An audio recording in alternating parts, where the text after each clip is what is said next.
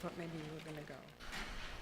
Good afternoon, ladies and gentlemen. It is 2:17. The Tuesday, May 26, 2015 School Board Briefing Meeting is now in session. Beginning first, we have 7 items to cover today. The first is Executive Services. Dr. Graham, our Chapter 1 policies. Would you like to introduce your speakers for today?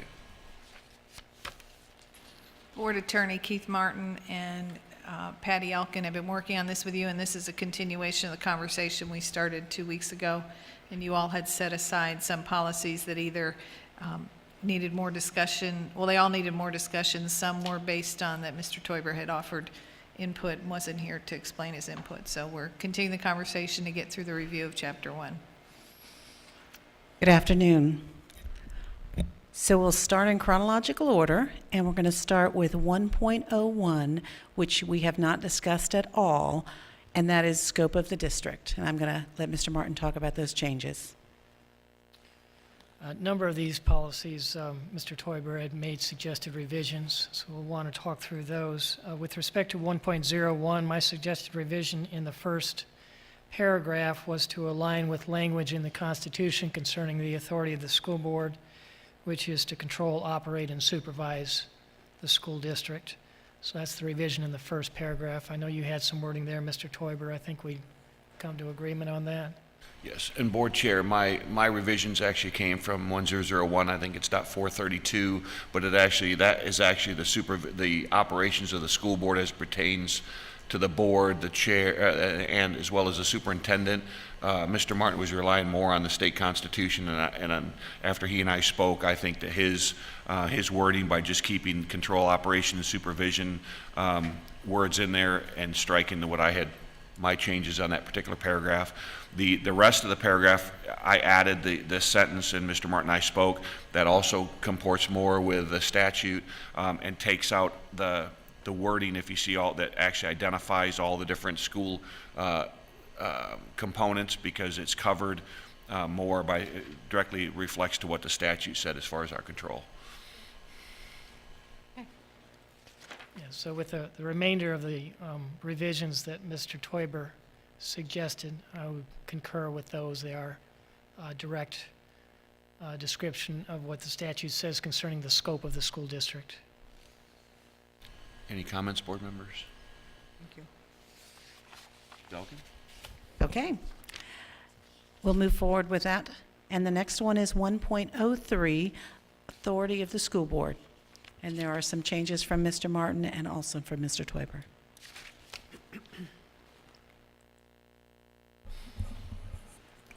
Mr. Martin? Mr. Toiber also had some suggested revision to the first paragraph, and we discussed that, and I would at this time suggest that, again, we use the constitutional language to say the school board of Lee County is responsible for the operation, control, and supervision of the public schools of the district. And I concur, board members.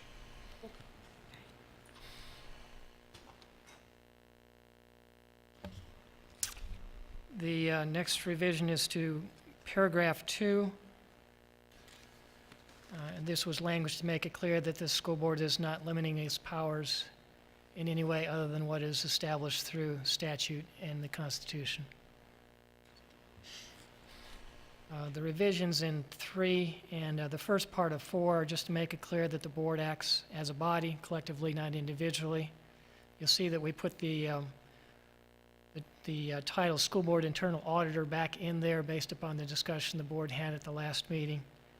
And then the revision or the addition of Section 5 is to address that situation where direction is given to the superintendent, and then the office of superintendent, the individual filling that office, changes, and so the direction would be maintained, the direction from the school board.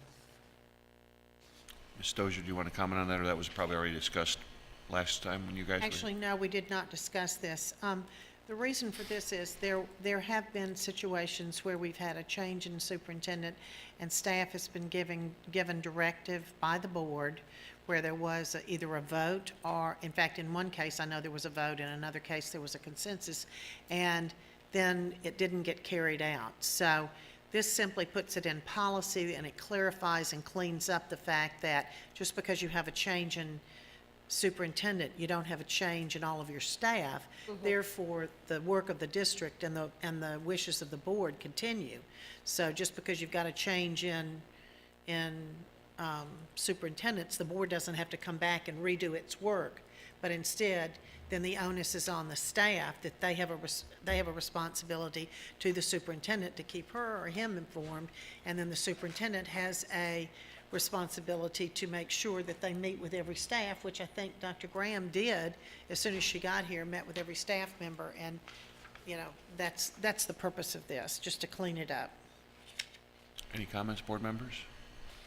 Ms. Elkin? Okay, the next one is 1.04, and the first change on that is on line 41 and line 42. And what we're recommending is that we remove the specific names of the assessments and just change that to local, state, and national assessments.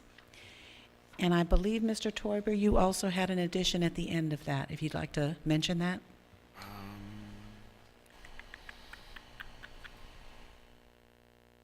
I think it was on line 116.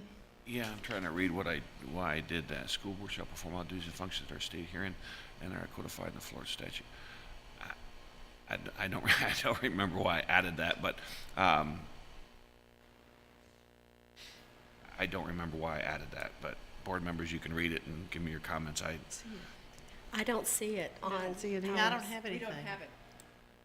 I think that was something that Mr. Toiber had emailed out prior to the previous board meeting. It's a- What So I- it didn't get, okay. Yeah, basically, number 7 was just I added, the school board shall perform all duties and functions that are stated herein and are codified in the Florida state statute and the Florida Constitution.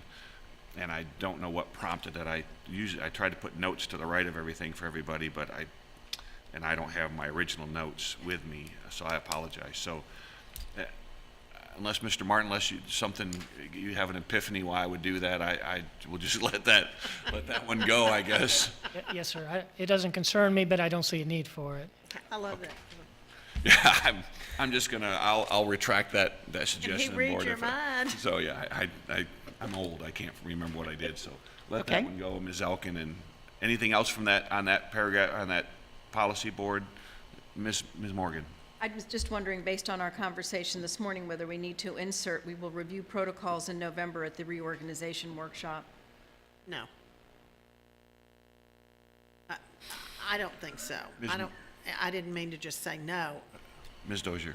I think that is as long as it's in, we put it in the manual, I don't think we have to have it in policy as well, but, I mean, I guess we could put it in policy. I mean, I think it bears discussion. Ms. Fisher, do you feel, and then back to Ms. Morgan, I'm sorry, I didn't mean to cut you off. Ms.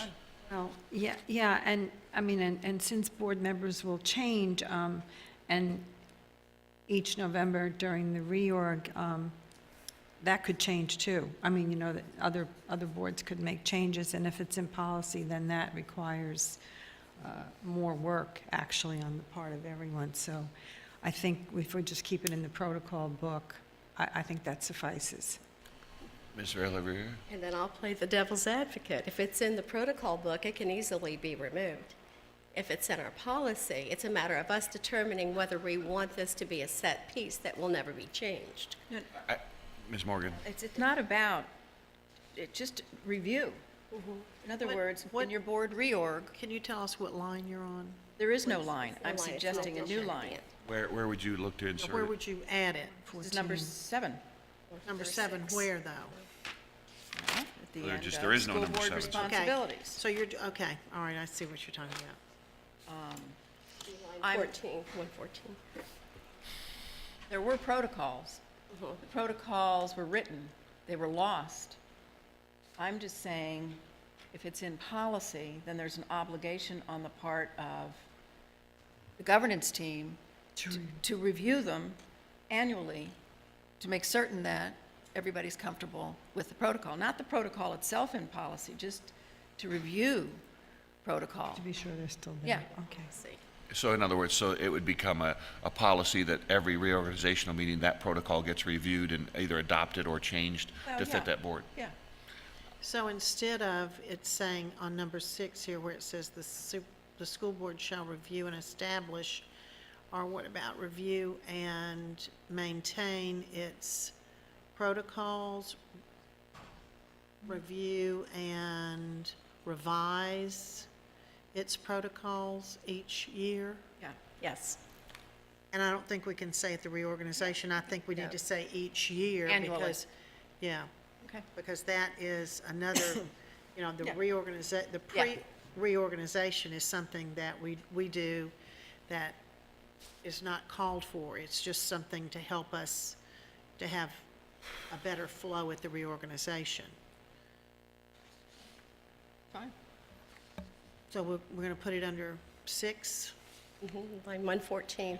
And just, I support what Ms. Morgan says and what Ms. Fisher says, just in the sense that we're not adding on more work. We're just making it certain that every new board has the opportunity to review what we've just finished up with protocol to say, hey, I don't agree with that, or something needs to be changed. I think that gives them we're affording people the opportunity that it is going to get addressed. Otherwise, it would just go on as business as usual and not giving somebody a voice. So I think we're actually Yes. empowering Yes. future boards rather than requiring them to do something. So I would be supportive of that. Okay. So Ms. Dozier, you were going to add some wordsmiths. Oh, I thought I already did. You were on a roll from earlier today, so we're deferring to Well, you. the school board shall review and revise its protocols annually. Very easy.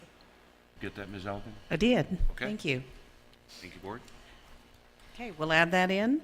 There were two more revisions I had proposed on this agenda item, or excuse me, policy. The first is at 84, actually 85, which was the deletion of goals. I'm not sure if the board still takes that action any longer, if it's just strategic plan. Is that Yes. yes? And then, as Mrs. Dozier had mentioned, 6, I proposed a lined out. She suggested replacing that wording with the sentence addressing protocols. Is that does, okay. Members? Ms. Morgan? Well, I'm a little concerned about taking out reviewing and establishing goals annually. I mean, I can understand why you wouldn't want to set it in January. Is there another place in policy where it says we review and establish goals annually? Is there another place in policy where we say that? Well, No. I think the strategic plan, we talk about the strategic plan, and in strategic planning, that became the goals and objectives for the school board. Does that make It sense? is time certain, right? That And is there by is a March of, And there is a separate policy that will Yeah, address a strategic That plan. addresses Okay. that. So, and that will include action plans? correct. Okay. Ms. Dozier, you don't look so certain. No, You're good? I'm good. Everybody? Everybody. Okay. Is that it, Mr. Martin? Yes, sir. We're set. Hey, Ms. Elkin? Okay. The next is 1.08, and that is quality focus for continuous improvement. And Mr. Martin has some recommendations, and I believe Mr. Toiber has some as well. Well, I just had one limited suggestion, which was to correct the tense gender there at 32, and state the superintendent's designee.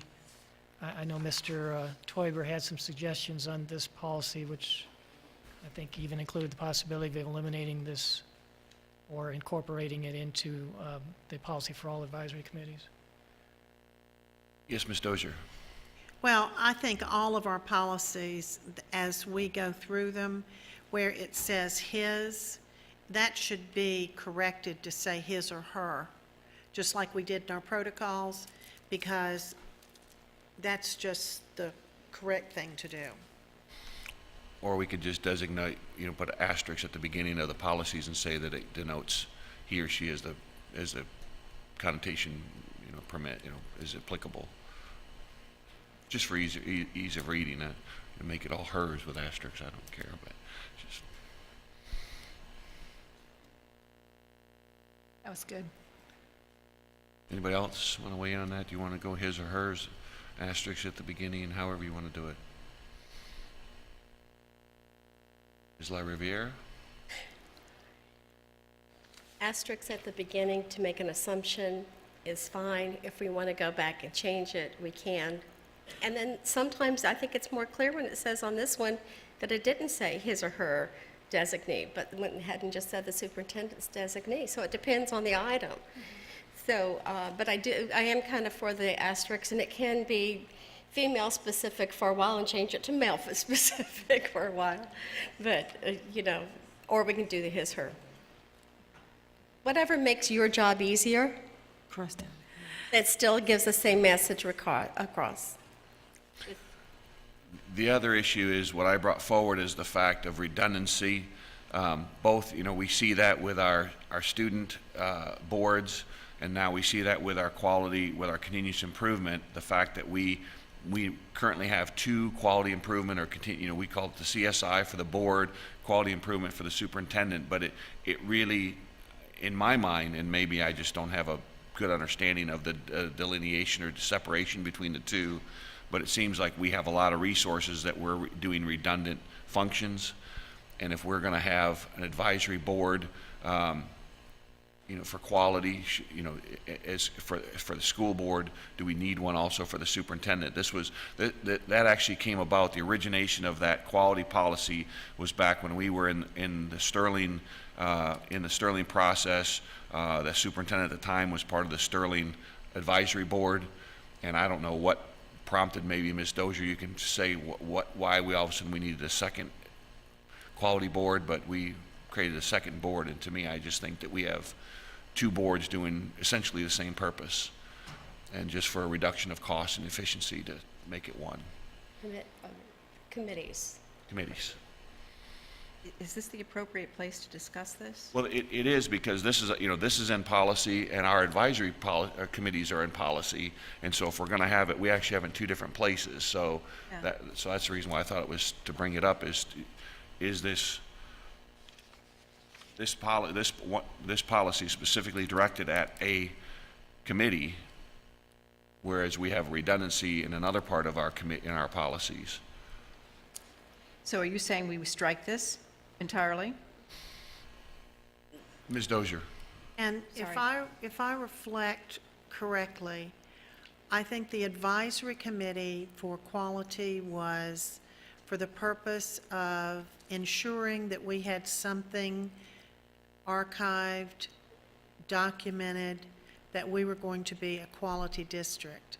The CSI committee began as even though it says, I think the acronym CSI, Continuous Systemic Improvement Committee, was what the name became, but in the beginning, that was not their function. And if you read under the policies, they basically reviewed, it had nothing to do with quality, but instead, they reviewed different departments. I know they're the ones that came up with the idea of us having the hotline.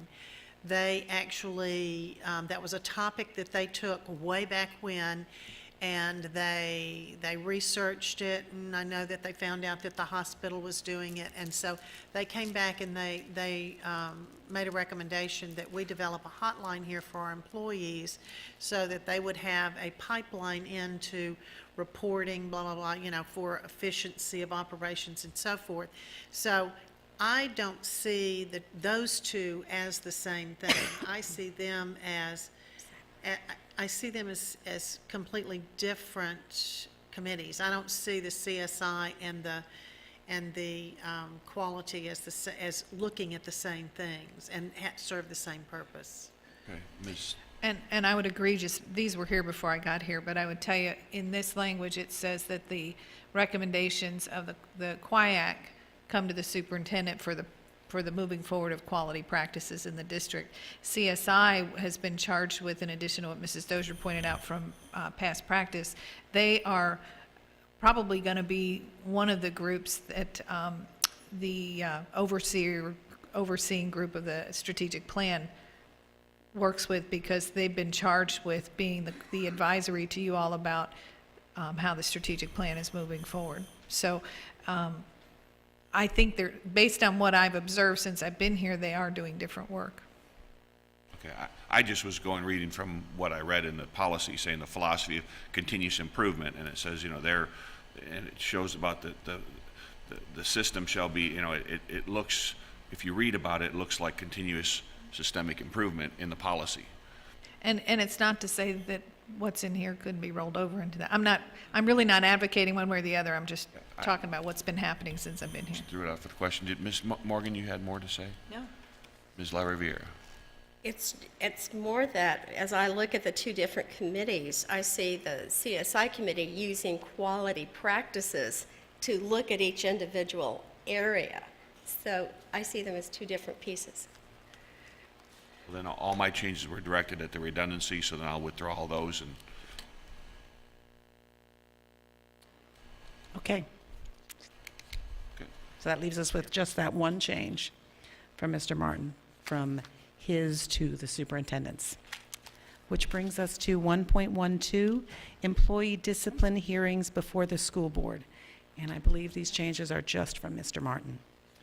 Yes, and these are really just formatting changes to correct the wording to match what is in statute, or to correct the wording to match the school board's practice with respect to employee discipline hearings. I won't go through each one unless you desire I do that. board members, is there any? That's fine.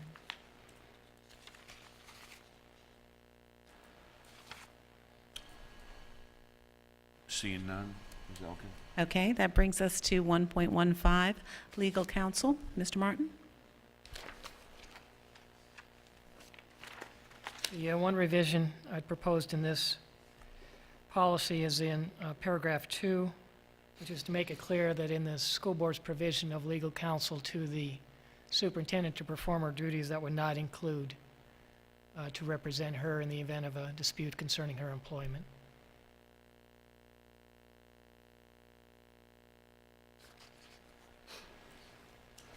And that does say him or her, Ms. LaRiviere. It's carefully decided. Board members, any comments?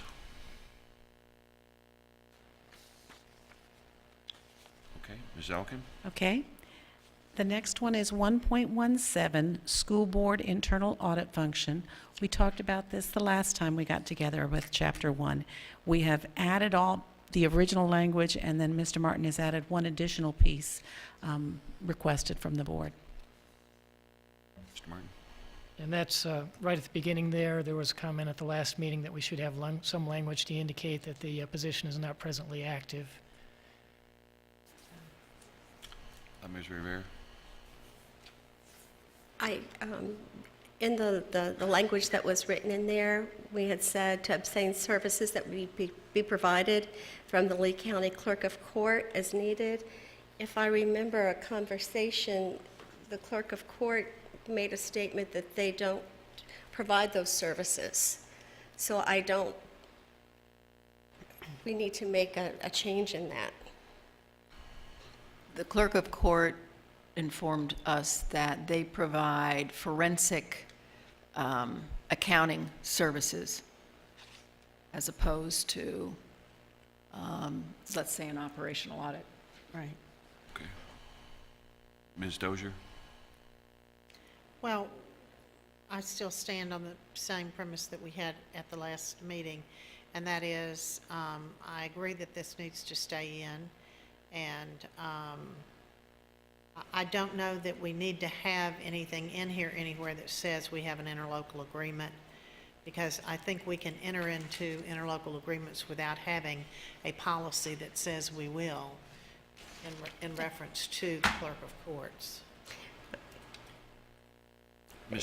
Dr. Graham? We have no agreement with them right now, but what they've told us is when you think you need us and it's something that we do, call on us, and then we can create an agreement for that period of time. Apparently, at some point in the history of the district, there was an interlocal agreement, and then there wasn't.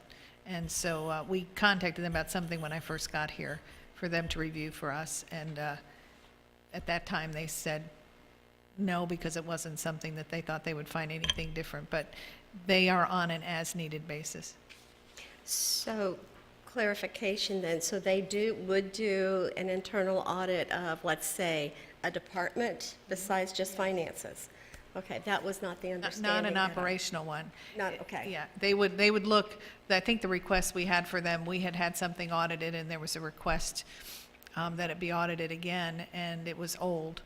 And their comment was, we're not going to find anything different looking at what we did. So they said no, but their instruction to us is, you can always ask, and we'll always tell you whether or not what we do would provide what you're looking for. So maybe we should just say an outside.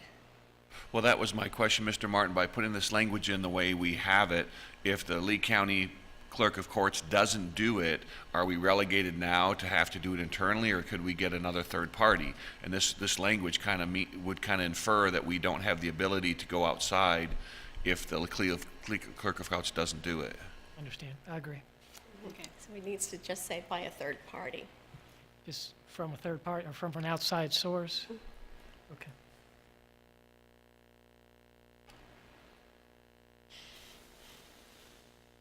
Board members, good with that? Good catch, Ms. LaRiviere. Okay, Ms. Elkin? Okay, the next one is 1.22, equity in school programs and employment practices. And this is a minor revision from Mr. Martin. This is just a revision to remove paragraph 3 to avoid duplication.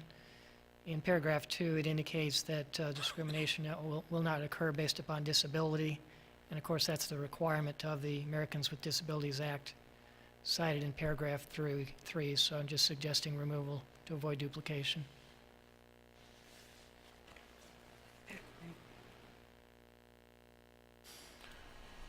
Board members, any questions? Seeing none, Ms. Elkin? Lastly, for today, we have 1.25, assessment of customer service. Mr. Martin? This is also a simple revision, just to provide a vehicle for the survey to come to you. Presently, it says that the school board shall review a plan for gathering and communicating the data. And I'm proposing language to indicate the superintendent would present that plan. And then including that for our approval. Yes, sir. Board members, comments? That's fine. Good articulation, Mr. Martin. Ms. Elkin, anything Okay. else? Is that it? Thank you. No, we will return at a future date with the last 5, which needed revisions as per the last meeting. So we only have 5 left in Chapter 1. Good. Thank you, Ms. Thank Elkin. Good job. Thank you, Mr. Martin. Moving now to our favorite House bill of this session, House Bill 7069, and our end-of-course exams. Dr. Graham.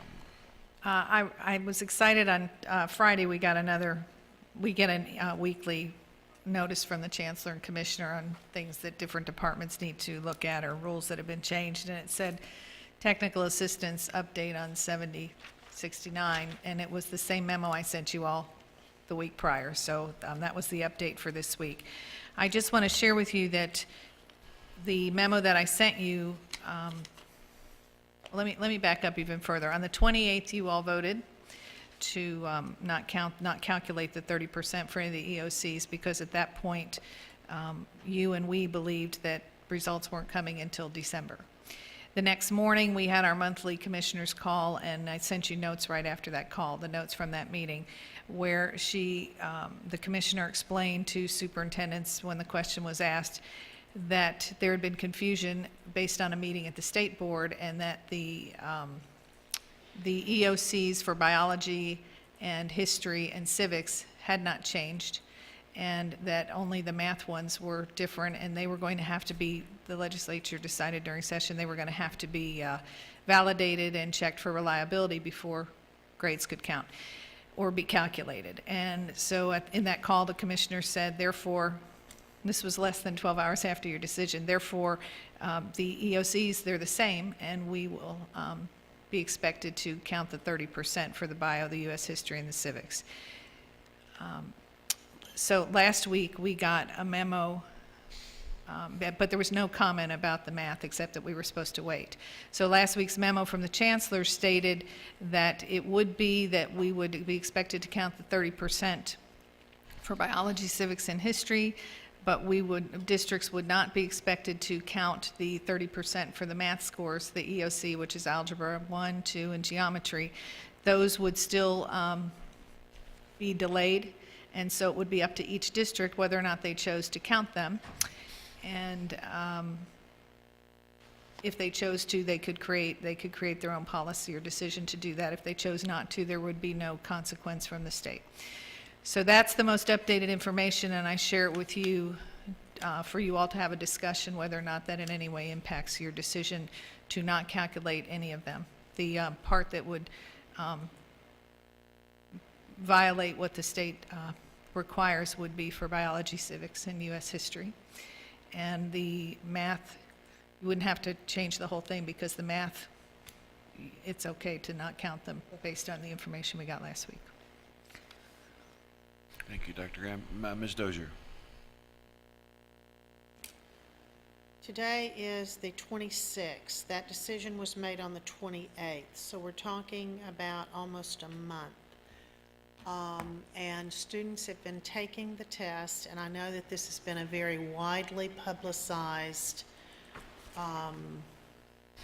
point of discussion. It's been all over the news. It's been all over discussions in the hall in different schools. I know teachers have had discussions with their students, and I know that evidently there's been some talk about us reverting or changing our vote. I have no intentions of changing my vote, and the reason I will not is because when the students went into those tests, they were told that it wouldn't count as part of the 30%. 30 days later, for us to go back and say, okay, we are now going to change the rules again, and it is going to count, and I just do not believe that that would be in the best interest of our students. In fact, Dr. Graham and I had a conversation around this issue today, and, we gave a directive, and as far as I'm concerned, my part of that directive stands, and that's where I am today. Anybody else want to weigh in? Just, Ms. Morgan. I'd like the opportunity to change, yes, to change my vote. And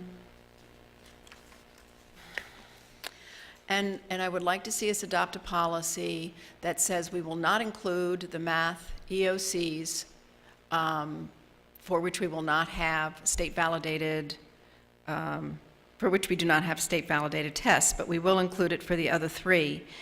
And that we will include it when it is in favor of the student or neutral, that it will not, the inclusion will not damage. And then I think we have to get on our knees in front of the Department of Education and say, we aren't in the business of punishing students, so we don't want the EOCs to, that have a negative impact on student academic records,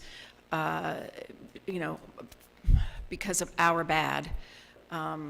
So that's number one. And number two is I don't believe, while I can vote to disobey state law, I don't see how we can direct the superintendent and staff to break the law. I think that is a decision for their own consciences. Thank you. So I would like the opportunity to change my vote. Thank you. We talked a little bit this afternoon, and I had mentioned to you, Board, I sent you a letter. I drafted a letter. I took the letter that Citrus wrote to the governor, and they all signed, and they encouraged all other boards to follow the same. And basically, it is a on your knees begging type of a letter. And I took that letter and redrafted it. Using much of with the same content that they did, and I sent it to you. I sent it to Mr. Martin. We have to tweak the initial paragraph because we aren't a high-performing school district.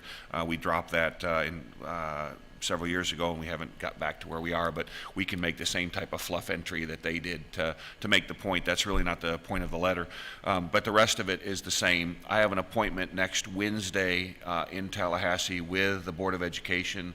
I scheduled it several weeks back to get that, and I was going to bring that to you as a legislative liaison, and also to work with our delegation to have them work with us as well, with the same end result as what Ms. Morgan was saying, is letting the governor give a pardon to what we've done, so we don't have to change what we've done. I believe with Ms. Dozier that we, based upon the information that we had, we made the best decision.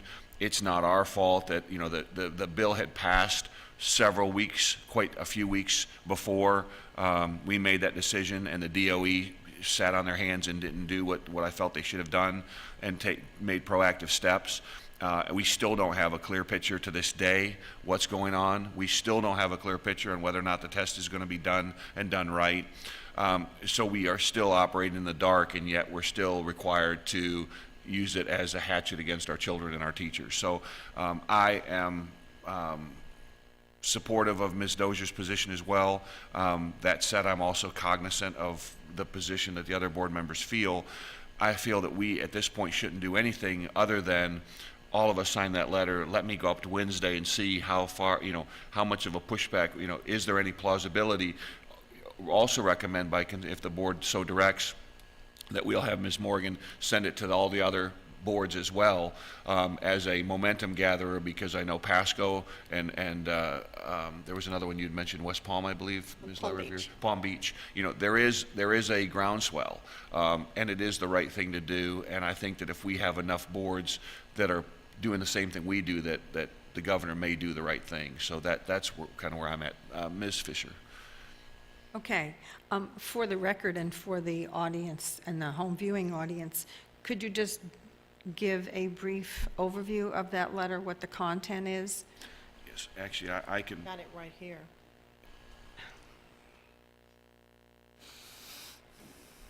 I can't see that. You have it? Bigger. Yeah, you want it? Yeah, I have it as well, I believe. If you could just give it a little synopsis and in general, what's it saying to the governor? And basically, the essence of it is, you know, I'll read the part that's of pertinence. It says, the district must be able to make local decisions to best serve the school community. We request the opportunity to decide students' grades, graduation requirements, promotion requirements, and performance pace for our staff in Lee County.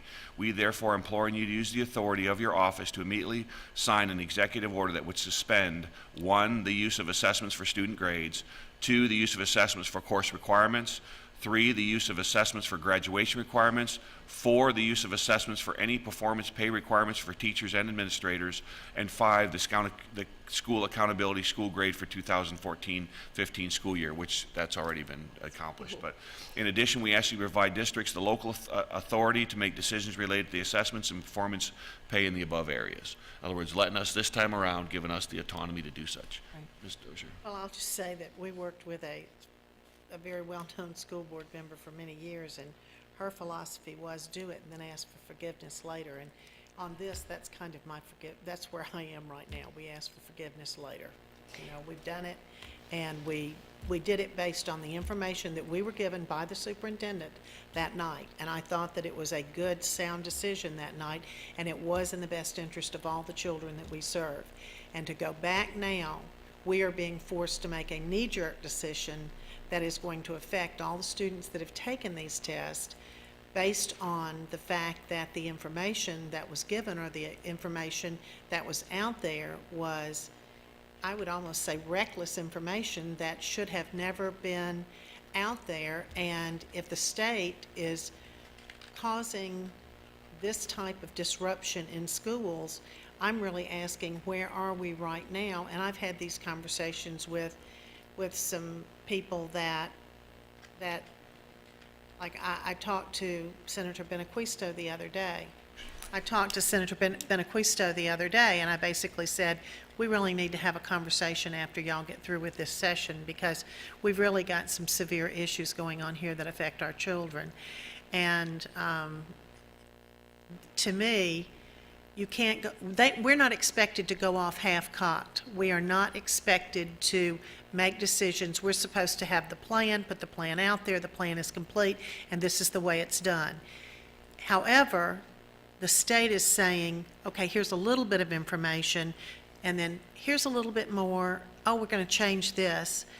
But we're held to a different standard. Until we are all held to the same standards, everybody's got to be in sync and walking together. And right now, we're not. And I can't even waver on this. And I'm sitting here reading listening skills, and it says be willing to be influenced. I have been influenced very heavily by this decision. And I am influenced by our constituents. I'm influenced by the children that we serve. All of these people that are making the rules, they're not influencing me right now because they don't have their act together. But the children that are being affected by it, they do have their act together every day when they go into the classroom. So those are the ones that are influencing me. Thank you, Ms. Dozier. Ms. Fisher? Okay, so I'll just continue then. Mrs. Morgan, you were saying that you want to change your vote and hold harmless. And create a policy that essentially says that for the 3 EOCs not covered by the technical assistance paper that may be delayed, that those will not count if they have a negative impact on the student's grade. In other words, if it bounces the grade up, it will have an impact. If it's neutral, it will have no impact. If it drops the grade down, it will not be counted. And that's in reference to the Algebra 1 and 2 and the geometry. Yeah, Geometry. To the, Civics. to the civics. and American history? history and biology. Right, Okay. yes, not the math. The other part of the policy would be that we don't count the math. Well, I don't think that decision was our bad. I think that the DOE did not have their act together. They did not give clear expectations and clear guidelines, and haven't for months. So, we made a decision that was based on the information we had, which we took in good faith, which changed not 12 hours later. So at this point, I would not rescind my vote or change my vote, because we made a decision based on what would be in the best interest of the kids and in support of our teaching staff, and I'm staying with it. I'm going to go to Ms. Laura Revere, and I'll come back to you. I went back and I looked at the video because I was reprocessing all kinds of pieces for a lot of reasons. We heard a lot from the public, from information they were getting through social media. And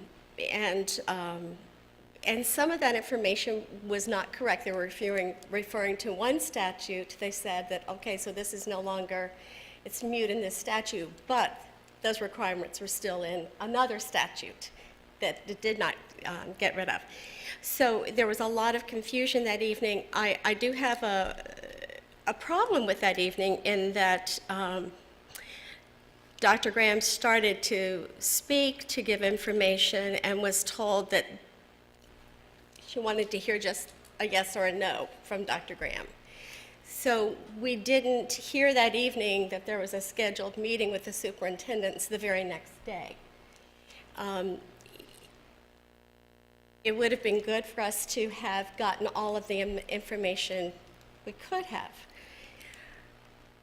The other issue that I still go back to, and I said that this morning at the workshop, it's one thing for me to say I will go against the law. It's one thing for me to decide I'm going to speed and go 100 miles an hour down 75. It's another thing when I'm asking my superintendent, my district staff, my principals, and my teachers to do the same thing, and expecting them to abide by that. And then, as one civics teacher said to me, she said, and then I'm teaching the kids about how it's important that we always obey the laws. And I have school board members that just disobeyed it. So it's a real quandary. I believe wholeheartedly that those do not need to count for a grade. However, I don't believe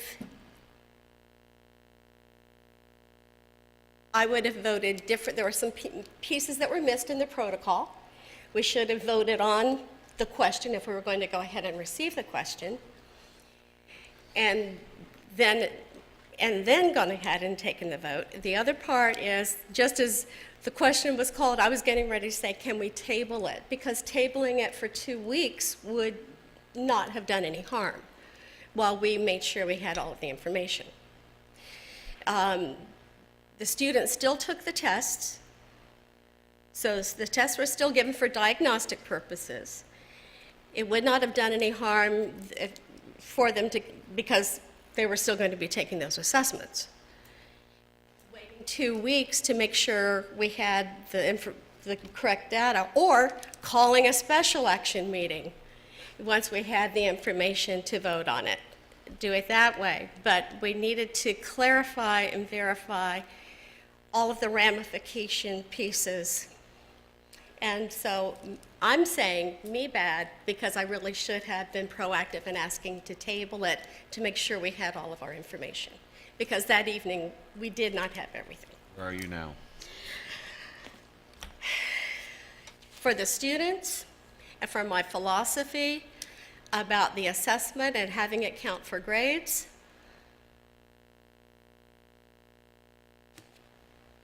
I wouldn't change my vote. However, according to the statute and what I'm asking people to do, I would change my vote because I don't believe I should ask other people to go against the law. Ms. Dozier? Well, I'm going to say a couple of things. Not trying to influence you or trying to get you to change your vote, but many of these tests have not even been validated. I want to remind you of that. Also, this is a motto that I have lived by. Lack of planning on their part does not constitute an emergency on my part. So, lack of planning on the part of the Department of Education, or DOE, does not constitute me having to have an emergency because they did not plan accordingly. And it's my understanding that they are the ones that set up this very schedule when these tests would be given. So if they didn't have the rules and didn't have their act together and did not know that all of this was going to be interrupted or it wasn't going to flow the way they wanted it to flow, they should have known that before the 28th of April when we came to this table. So therefore, I feel as though there was an emergency that was created that night that by them, it wasn't created by me. Therefore, we made a decision that night, and I'm still standing by my decision. And when I hear the conversation around creating a policy, we cannot create a policy in the time frame that we're talking about because it takes time. It has to be noticed, briefed, and then you have to have a public hearing. So there is no way for us to create a policy. We can vote on something, but there is no way for us to create a formal policy at this time regarding testing, because how many weeks would it be before we could actually act and vote on it, Mr. Martin? Well, the notice requires 28 days, but there's an advance time before you can actually advertise. Okay, so we're looking at least a month before we could More than a create month, yeah. such a policy. So, I mean, we can take a vote, but as far as creating a policy, that's an impossible task. Ms. Morgan? Well, my response to that would be then I would look for consensus as opposed to a policy. I guess my question of board members is, what do you believe the superintendent should do? What do you believe staff should do, given that our directive requires them to put their certification at risk? Ms. Dozier? Well, and this is the conversation that the superintendent and I had. DOE does not employ the superintendent. The school board employs the superintendent. And the fact that we are the employer, then we are taking it upon ourselves and not the superintendent. And we are not putting it on staff, but we're taking that responsibility upon ourselves. And as I said that night, I would be willing to stand up for what I have done because I do believe what we did was in the best interest of our students. I don't think anybody else will be held accountable, but we will be the ones that will be held accountable. And I'm ready to meet head on with whoever I need to because I think it was the best decision with the information that we had that was taken that night. Ms. Rivera, before I go back to you, Dr. Graham, you put this on the briefing agenda. What are you trying to achieve, and what's your timeline? When do you need to have this board give you some direction? And the reason why I ask that is, to me, board, I think that whatever direction we go or no direction, wherever we continue to move forward, I think it's incumbent on us to actually have the dialogue with the DOE to say, look, this is where we are, and to find out exactly what they're going to do.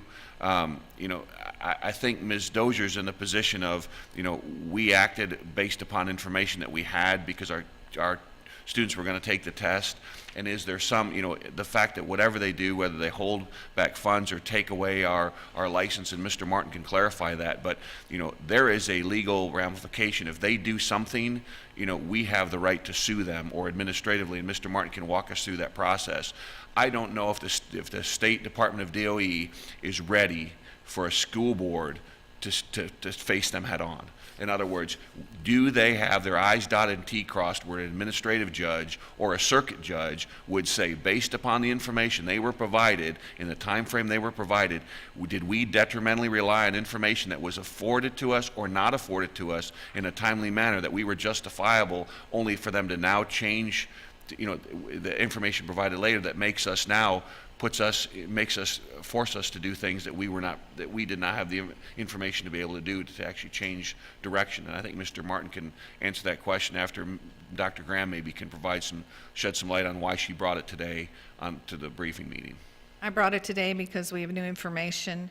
I want to remind you all that the biology, civics, and U.S. history, they would count for the 30%. The biology and the U.S. history, just taking the exam is the requirement. And I also what I didn't say in my intro that I should have said, students and teachers and administrators were all reminded more than once, beginning with the day after the vote, that whether the board chose to have the 30% calculated or not, that there was an expectation that it would be diagnostic if nothing else, and that students still needed to do their best. And I know that teachers, particularly those that teach the EOC, they know that it impacts their value-added model score. So that reminder was there over and over and over again. I brought it to you because, like I said, we had new information, and I thought you all had to have the opportunity to have a conversation. As far as timeline, we would need to, from the time the school year ends and grades are inputted, there is about a 10-day period between when we get those. We have to look at cohorts too, because the way things have gone, we still have students that were in a different cohort. That's going to end soon, but every year there was a different, I'm looking at this paper because it's where the rules are, but every year there was a different formula for what counted for whom. So we need a little time to figure that out before we do the calculation. So I would tell you, I would say that the June 9th meeting would be the absolute latest that we would have to have a response to what the board is going to do. And I'm just going to say this, and I hope this doesn't make anybody angry, but we had a conversation this morning at length about not only I, but the board also, as far as following Board of Education rules and statutes and all that sort of thing that was in several of the documents you all discussed. And I know that in statute, the superintendent is expected to do the same. And I know that in my contract, I'm expected to do the same. And so I think that's part of the reason the question has come up. And I appreciate all the comments you're making, and I'll be waiting to see how this plays out. But unlike you all, staff and I do have certificates with the state. And we have to be really thoughtful about what we do and who's going to be held responsible for what as we move forward. We've got a little more time. That's why I wanted to bring it today, because you needed to have this information so you could have the conversation. Unfortunately, you can't have it unless you're up here at the table together. So thanks for the question. Mr. Martin. Florida statute does provide that the Commissioner of Education can investigate allegations of noncompliance with law or state board rules by an individual school district. It indicates that if the commissioner finds a violation, the commissioner that can then provide a report to the State Board of Education, who can order compliance by that school district. And in the event that the State Board of Education then determines that that school district is unwilling or unable to comply with law within a specified period of time, then the State Board of Education, according to the statute, has certain authorities, certain actions that they at that point can take, which includes withholding the transfer of state funds, declaring a school district ineligible for competitive grants. In the statute itself, there is no legal process established for an individual school district to challenge that decision of the State Board of Education, but certainly it's a deprivation of a property right. So a couple of the options that Mr. Teuber mentioned would be available, requesting a hearing, an administrative hearing through the Division of Administrative Hearings would be one option. Filing a declaratory action in a local circuit court to establish the rights of the parties involved would be another option. There would be legal means to challenge that decision if it occurred. Ms. LaRiviere. I just want to thank you for scheduling the meeting with DOE. I frequently have said I would love to sit down with them and have my own personal chat with them. So I thank you for being proactive on that. I think part of the piece that we need to consider is we need to do all of the pieces so we don't have to change the vote. But if we do have to, but I think we need to go through all of the pieces, and we do have time, a little bit. Thank you. Ms. Morgan. And I would agree, that's my sense, that we have time, so there's no need to pursue this. And there's apparently no risk to staff no immediate risk to staff if we sit on it for a while. Is that correct? I mean, if we choose to.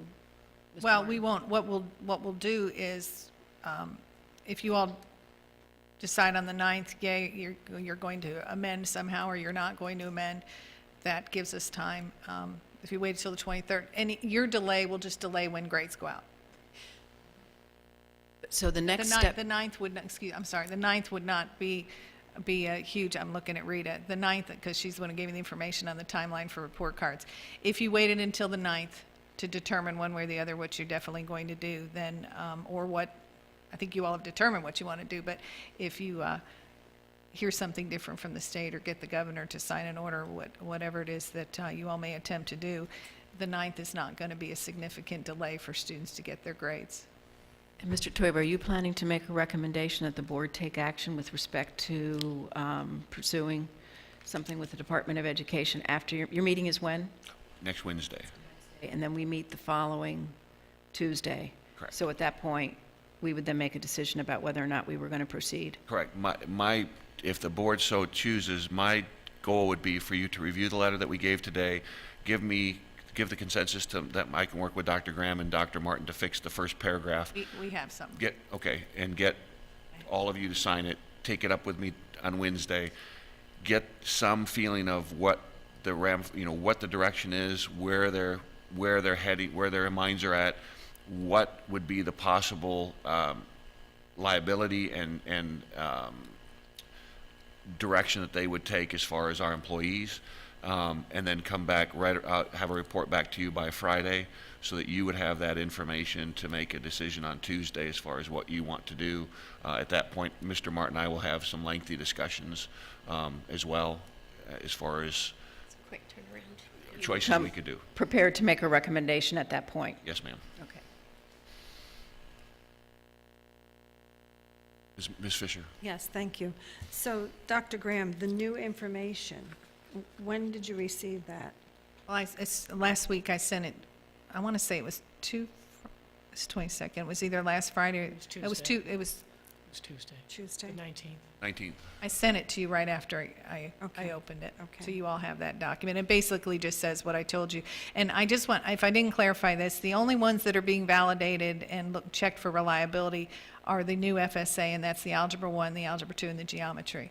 The civics and the U.S. history and the biology are the same EOCs that have been given prior years, which is why the scores can be gotten to us by June. Okay, But I sent the memo to you as soon as I got it. okay. let me say as soon as I open it, which I think I got on Friday and opened it on Monday. Thank you. I think we have a plan. Okay? Thank you as the legislative liaison for doing that, Mr. Toiber. My pleasure. I just love driving to Tallahassee. Okay, moving on to now business and finance. Dr. Desamores has us for community eligibility. Thanks. I'm here. I sent There we go. Good afternoon, board members, Dr. Graham, Mr. Martin, and citizens of Lee County. I am here today to provide some information about a new program that's become available from USDA that will allow us to qualify many, many more students for free meals in our school district. Sonny, let me interrupt just for a second. I sent you all some just basic points about this, just for context. Keep going, Sonny, sir. Okay. I'd like to give you some background about this new program. It's called Community Eligibility. Back in 2010, with the passage of the Healthy, Hungry, Free Kids Act, the federal government charged USDA with the task of simplifying and streamlining the application process for the free and reduced lunch program. USDA piloted some programs in 3 states in the 2011 and 12 school year. They made some tweaks to the program, added 3 more pilot states in the 12-13 school year, and they added 4 more additional states, including the state of Florida, last year in the 2013-14 school year. They rolled this program out nationally this current school year, 14-15, and they've had very positive results nationwide. To give you a background and some information about basically what community eligibility is, in this process, entire schools qualify for free meals, and it's based on the number of students at each school or group of schools that have a certain percentage of directly certified students. Directly certified students are students where the family has applied for some other nutritional assistance program, a federal program, and once they qualify, they are termed as directly certified. We currently already use the direct certified students in our free and reduced lunch program because once we're notified that a student has the direct certification status, they are automatically free and they do not have to fill out an application. At a CEP school, community eligibility, all students then can receive meals at no charge. Free and reduced meal applications are no longer required at a CEP school, and federal reimbursements are then based on a calculated formula that utilizes that direct certification percentage. And I'll talk about that in a moment. I felt it might be very important to review with you what our current process is so that you'll know how the changes with CEP. Currently, parents annually have to complete a free and reduced meal application. Household members and household incomes are the determining factor on what the status of a student will end up being, whether it be paid, free, or reduced. Directly certified students automatically classified as free under this program also, and we get that information that comes to us from the state daily because families are always applying for that, and whenever that happens, if a student currently has an application with us and we get a direct certification notice, then they automatically go to free. And under our current process, full pay and reduced pay students, they are required to pay a specific price for meals. Our elementary full pay students are required to pay $2. Our secondary students are required to pay $2.25, and all reduced status students pay 40 cents for lunch. And as you're aware, we provide breakfast to all students free of charge in the district. The difference with the community eligibility program is the federal government now collects this data of the direct certification, and they transmit that information down to the state, which they in turn ship it out to all the districts. As of April 1st, if you want to try to qualify for this program, a district will need to calculate what schools in their district or group of schools have at least 40% directly certified students. It's good to look at a group of schools, because if a school has a very high percentage of direct certified students, if you group that school with other schools, then you can average it out and utilize all the direct certified students. Under direct certification then, the percentage is then taken times a fixed compensating factor.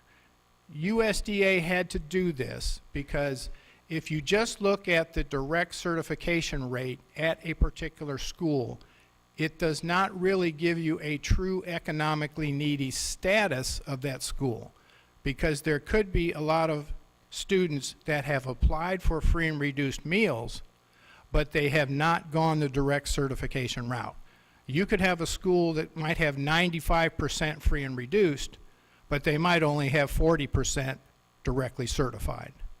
So what USDA did, they came up with a factor of 1.6, which is what a school will take their direct certification rate times to equate what they think the general economically needy status of the school is. And I can give you an example. If the direct certification rate is 50%, and you take that times 1.6, then the whole school is supposedly 80% economically needy.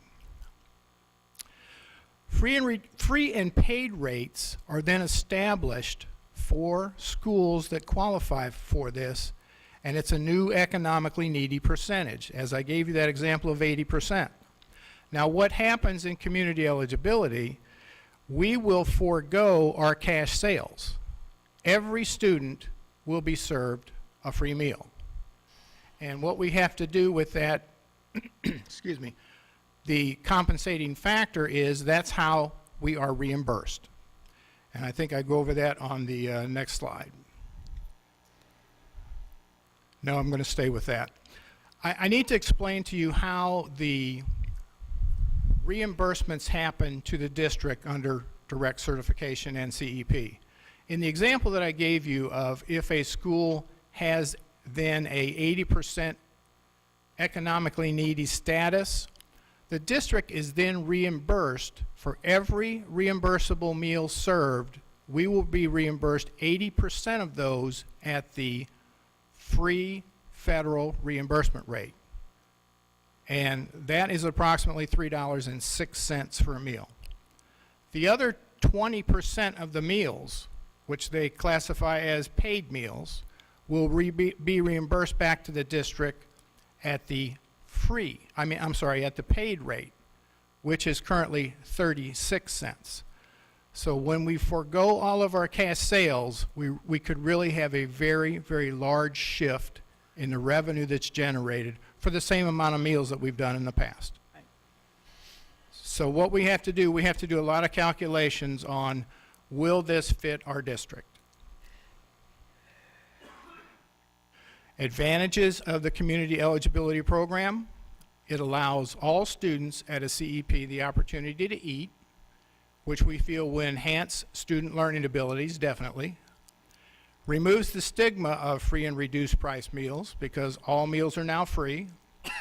It will eliminate alternative meals, which has been a plagued problem in the district. There will be no more cheese sandwiches at CEP schools. No more debts to collect. We anticipate much faster service for our students because we will not be handling cash. The administrative costs will be reduced since we will not be doing free and reduced lunch applications, and that is a huge undertaking for our district to make sure that we get those all completed, to go through the process of the approval, disapproval, and this will benefit more students in our community in need. Some disadvantages that I have listed: unfortunately, when we did our calculations, not all school locations will qualify financially. There will be some family confusions of CEP, non-CEP schools. Public perception could be an issue because every student at a CEP school will be free. And there could be numerous families that do not qualify. but the whole school will qualify for free meals. There will be some possible changes to Title I funds distribution. That is because the free and reduced lunch applications will no longer be completed, but Title I has been kept in the loop throughout this process, and there are different ways to allocate the Title I funds. Title I funds will not be affected until the 15-16 school year. No, I'm sorry, the 16-17 school year, because they are utilizing the free and reduced percentages from this year for them to do their allocations for next year. And there could be some possible problems if we had to ever reintroduce the application process if CEP ever went away. Looking at our implementation process, we have monitored the economically needy percentage of DC students for the last 3 years since this program started to come about. We've reviewed the economical feasibility to proceed. We have included Title I as a stakeholder throughout this whole process, and our analysis indicates that 77 of our 84 school sites where we're currently providing the National School Lunch and School Breakfast program can qualify for this program for the next school year, 15-16. Total free status students will move from 50,700 to approximately 71,000 students will now be free. Paid student status will change from 21,000 down to approximately 4,800. That would be at the 7 schools that remain. And reduced status students will change from 4,700 down to 600.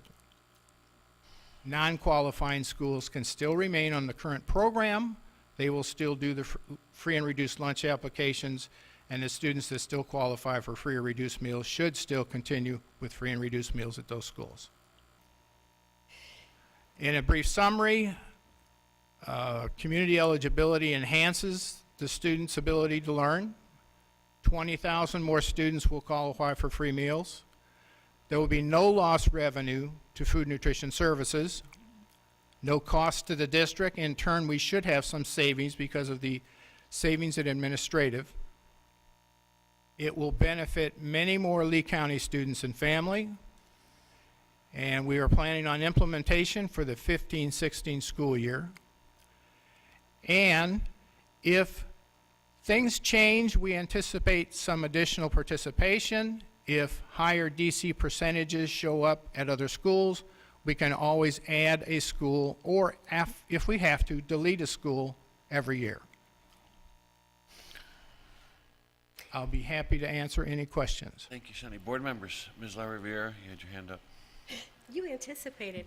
I just need clarification. What is the cost now per meal served at the schools? Like if you were not what the students pay, but if you were to say what it costs to the district?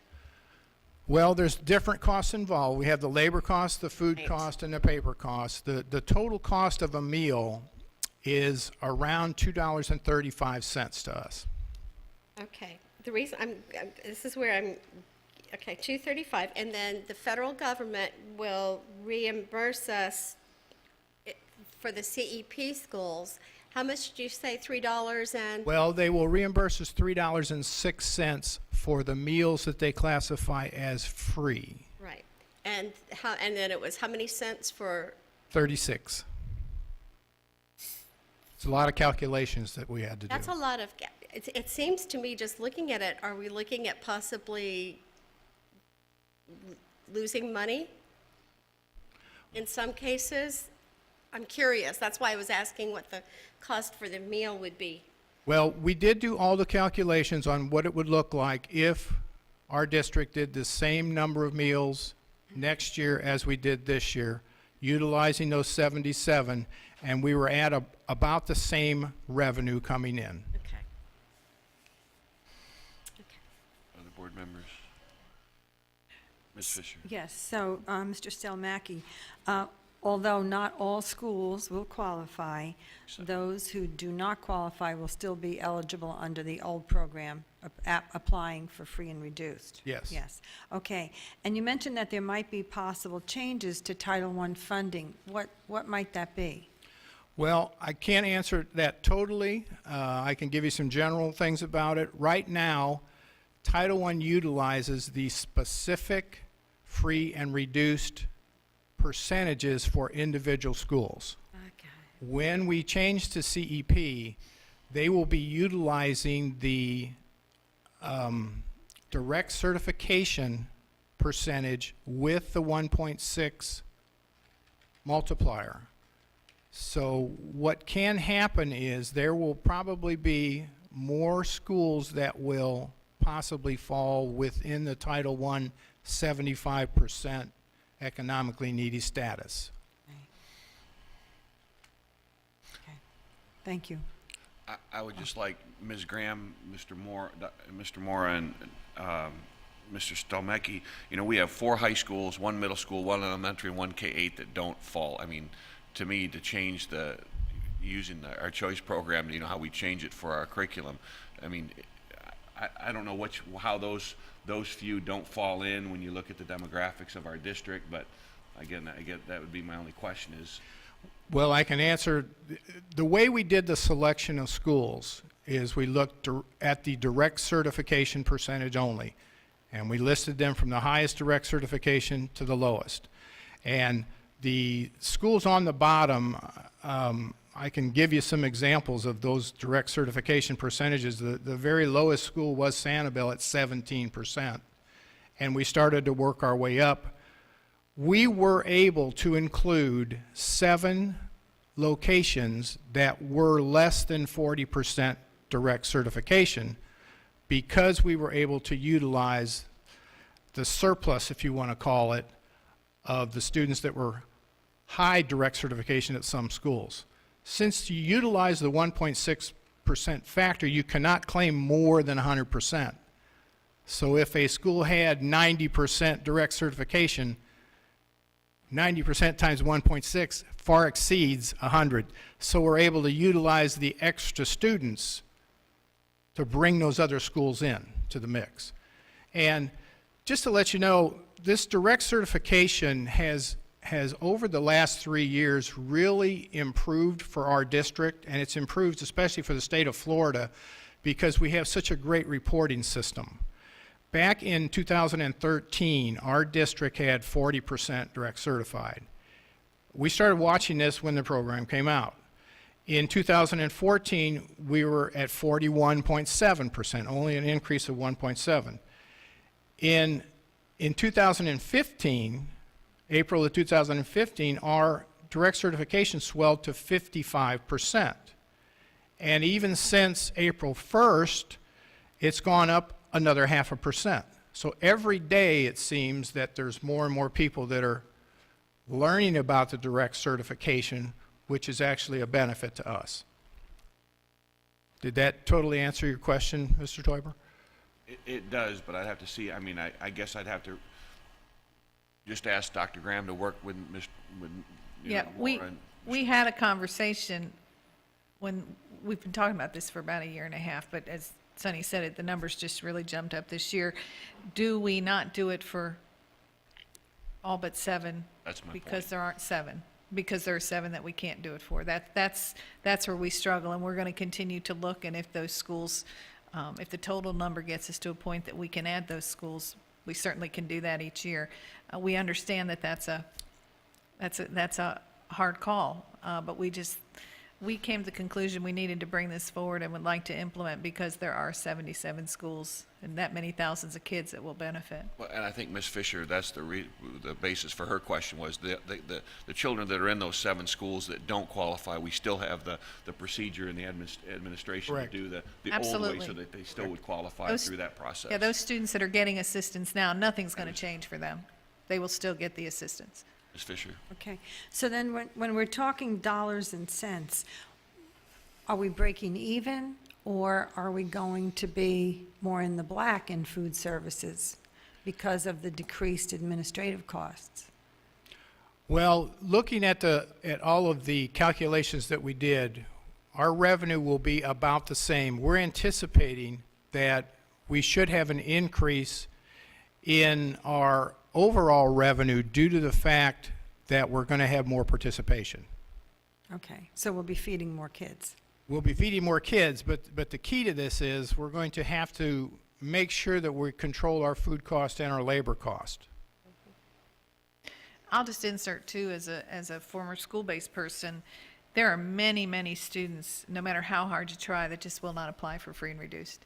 So I think we're going to capture some of those, that's not a very good word to use when you're talking about kids, but we're gonna be able to feed some of those kids that we ought to be feeding now, but for whatever reason, they're unwilling or to apply. So I think that's gonna be one of those benefits we won't be able to quantify, but I do believe it's there. And I know with the student ID cards, it became more of a transparent thing, so kids couldn't be segregated out, so that did help a lot, but they still have to go through the process, so. Anybody else? Comments? Okay, thank you, Mr. Stomachey, we Thank you. appreciate it. Moving now to operations, Dr. Atkins, our new job descriptions, Dr. Pruitt, Mr. Burns. Good afternoon, everyone. I'm going to immediately turn it over to Mr. Burson so he can fill you in on this job description. In your backup materials, you have a job description for the position of specialist for Florida Inclusion Network. And I just want to hit some key points in regards to background information on this. The Florida Diagnostic and Learning Resource System, which is Fiddlers, is a discretionary project of the Florida Department of Education.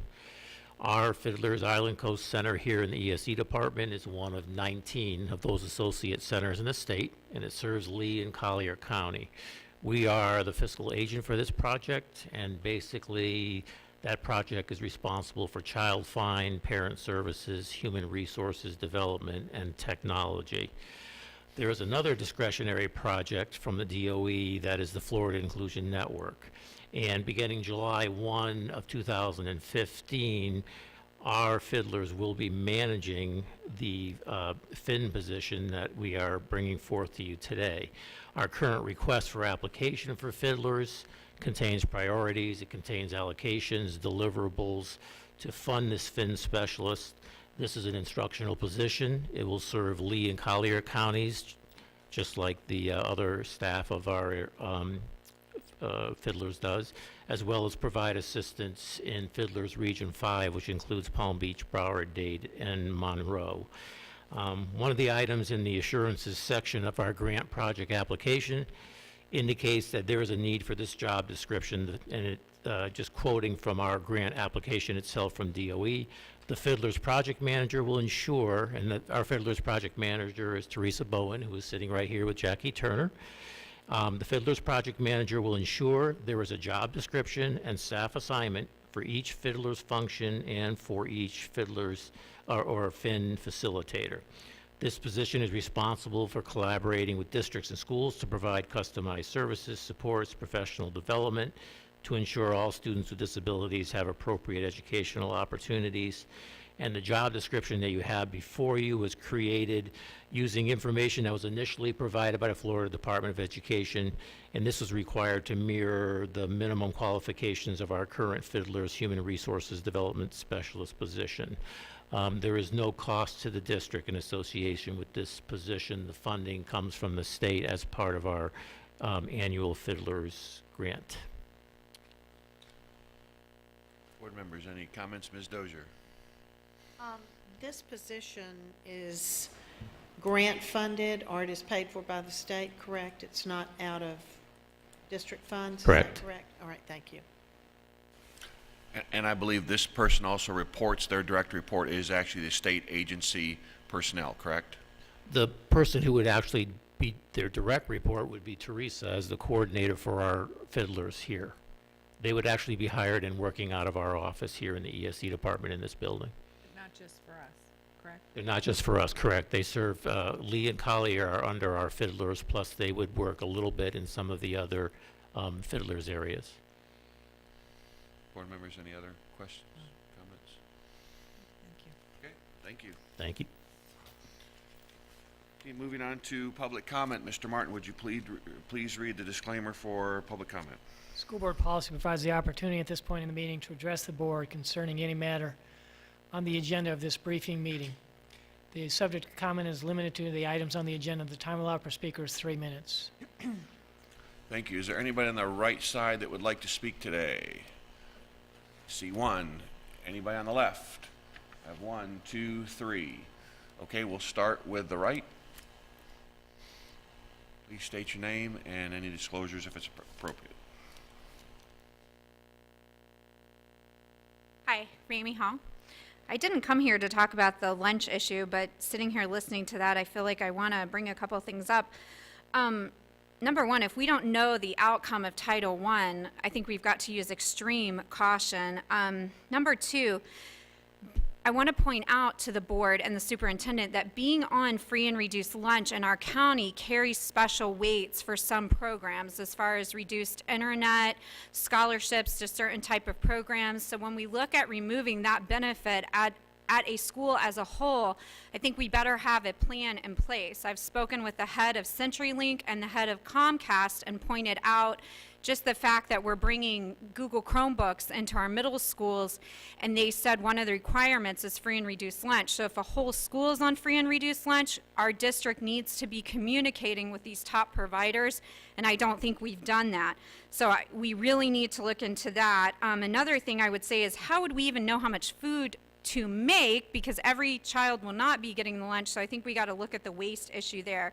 But what I came to tell you guys was on the EOC, I want to really caution you guys about re-voting on that. I feel like you did have all the information that night, and I want to read an email that we got, let's see, April 24th. This went out to all parents of Lee County school students. It basically informed us that the EOCs for Algebra 1, 2, Geometry, and Civics would count for 30% of our children's grade. After the board made that decision, the parents got another email on April 29th in the afternoon that said these EOCs would no longer, the exact wording is, the end of course exams will no longer count for a student's final grade. So I think Dr. Graham said that there was some I'm really kind of bothered by what was said there, because I thought she was saying that the students were kind of always told to take these seriously, and I don't think we were. I think you told parents they would not count. I think our students went into these tests being told they would not count. So to reconsider that right now, that would be terrible to do that for our students. So I really hope that you guys will not rescind that vote. I guess the other thing I want to ask the board is, why didn't you have the information sooner? Because the kids wasted so much time prepping for these EOCs.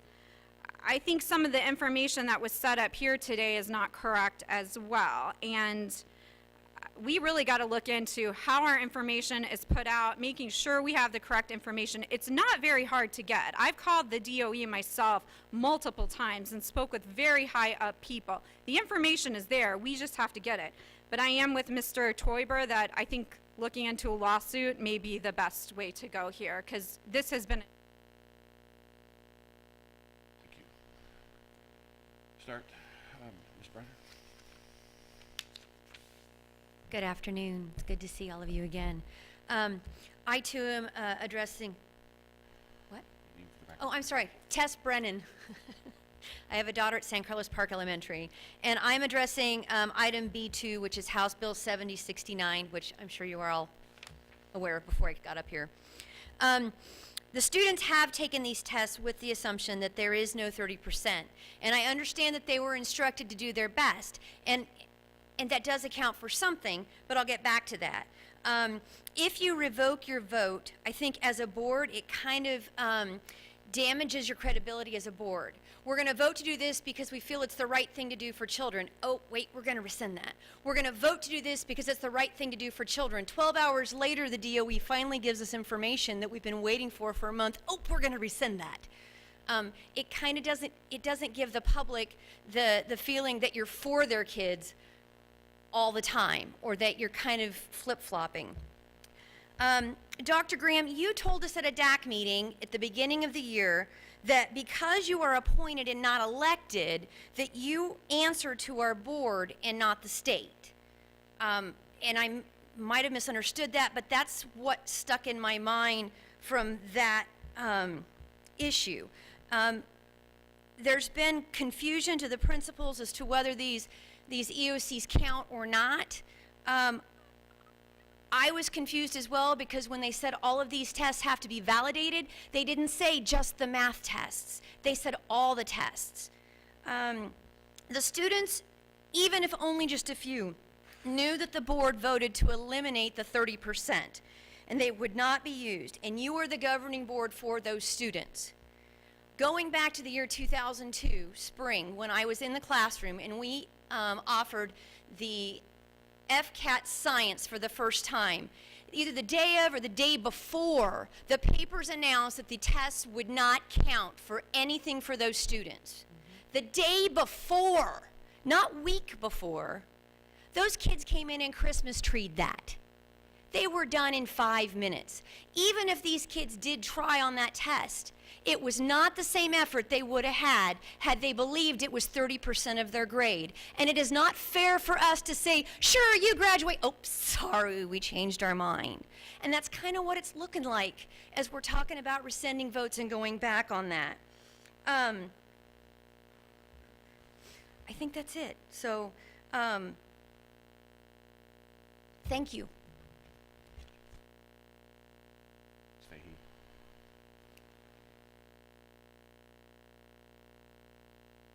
I'm Lori Fahey, and I wanted to mention also about the EOCs. I think it's very important that you made a vote and that you need to stick to it.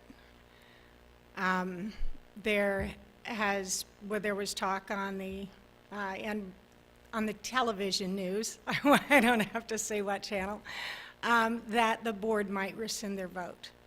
That's unfortunate. I don't think that it was on the agenda when that was mentioned, and I don't believe that that's how the board's work should be done. The principals had heard recently that the 30% would count, and the board had not voted again for that information to get out there. So I do think it's important also that the schools are following the board's directive.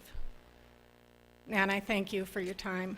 And I know today's been a long day already, so we appreciate all you do. Ms. Quackenbush? Hi, I'm Chris Quackenbush. I was just reading 2 articles on the CEP issue.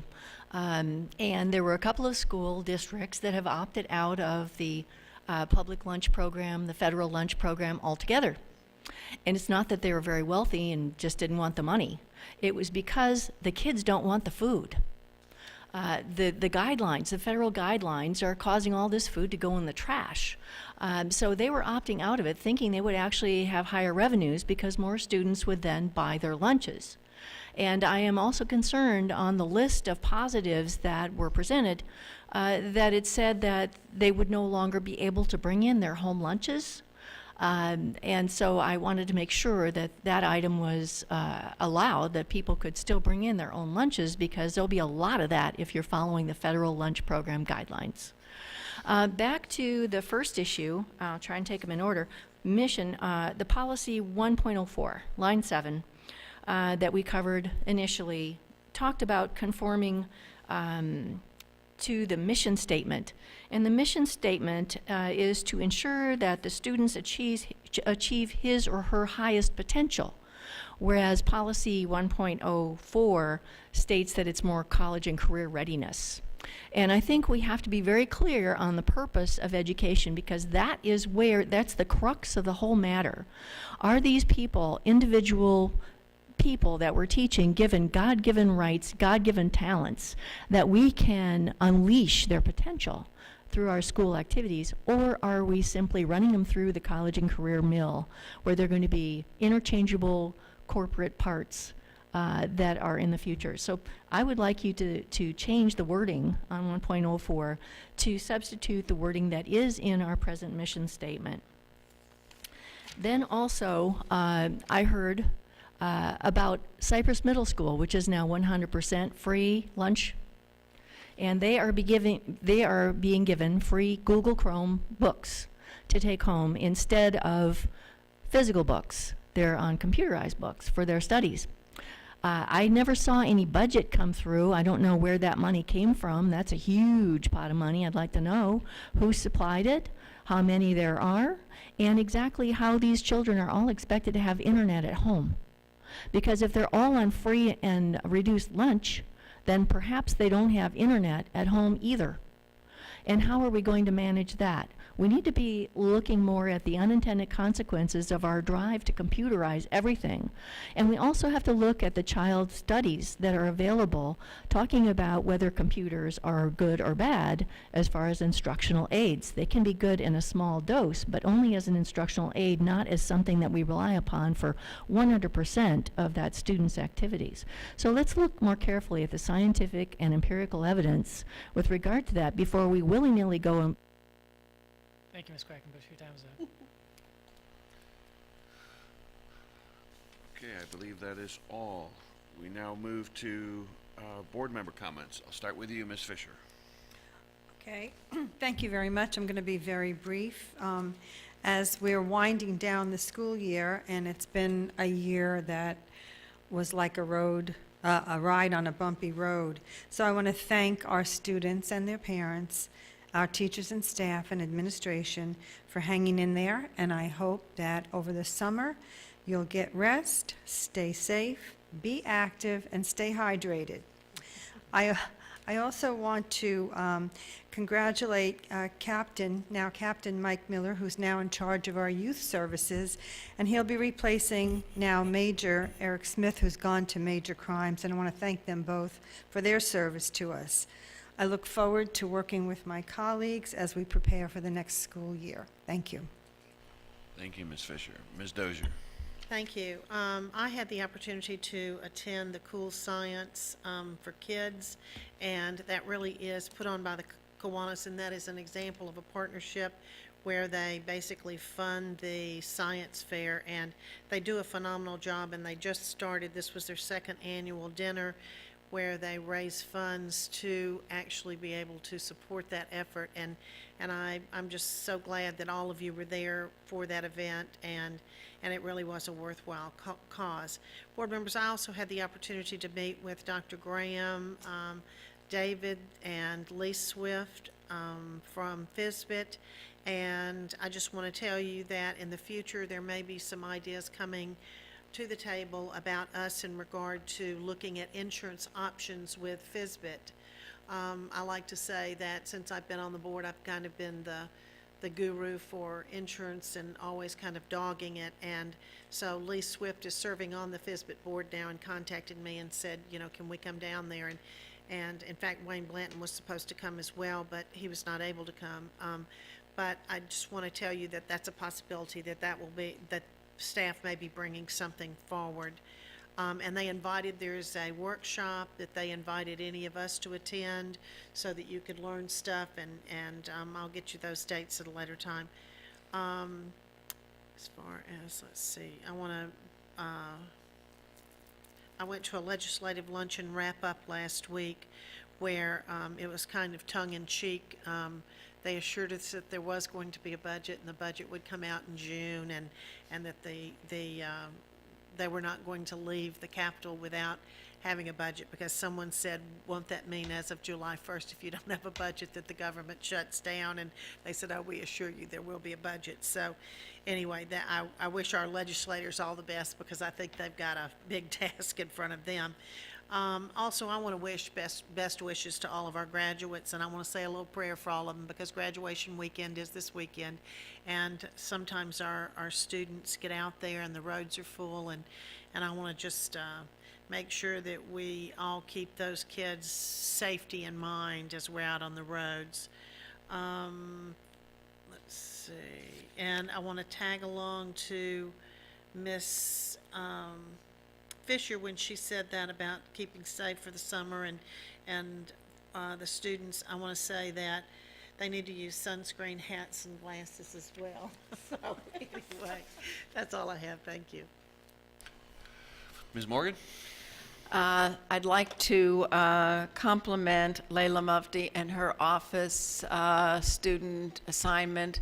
Every year we get emails from parents who are confused, upset, whatever, about student assignment. I have to say that this year I've had fewer than I've had in the past, and I've had people come back to me after the fact and say thank you to the superintendent and to Layla and her team, because they're very responsive and very supportive when it comes to looking at parent concerns about student assignments. Board members, June 9th, we are supposed to have board advisory committee reports again, and my question is, we have had from both the curriculum advisory and the student advisory motions made, and are we prepared to respond to those motions when they come forward with their reports? I think we need to be conscious of that. Curriculum, and what's the other one you mentioned? Curriculum and student advisory has come forward with several recommendations. Yours or the? Ours. Yes.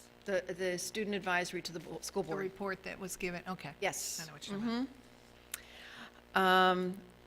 And also, I understood, but perhaps I am wrong, that there was a desire for the board to have a workshop on testing. I understand that may not be the case. I would just like clarification as chair whether or not the board desires to have a conversation about testing, and if it does have that conversation, what is the intended goal? Ms. Dozier? Well, I believe that conversation came around the testing issue, and Mr. Toiber brought up the fact that we may want to look at Texas and what they do, and that because school is starting, that, we've got to start right away, and if we're going to make any decisions that are of major significant changes, that we've got to start on that right away, because we can't wait until the fall to start making those changes, because we would be like the Department of Education. So we've got to have enough lead time that we would be able to make those decisions ahead of time, and also, remember, we talked about we would also have, we would get input from parents and community members as well if we were going that route. So that's the opinion of one board member. I'd like the other board members to weigh in, so I know where we are, and the superintendent knows what's expected if we go this route. Ms. Fisher?